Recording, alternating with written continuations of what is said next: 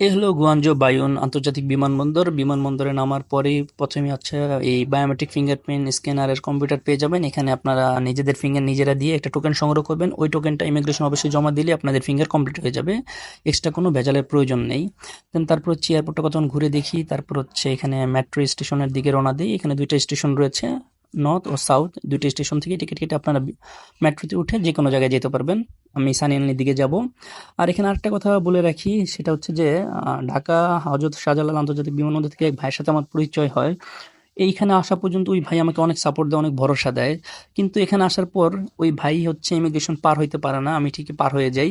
কেন সে পার হইতে পারেনি, কি কি কারণ, আর এখানে ইমিগ্রেশন আসলে কি কি প্রশ্ন করে বা কি কি সমস্যার কারণে ঢুকতে দেয় না, সেটা যদি আপনারা জানতে চান অবশ্যই আমার কমেন্ট সেকশনে জানাবেন। আমি আলাদা একটা ভিডিও করে আপনাদেরকে জানিয়ে দেব।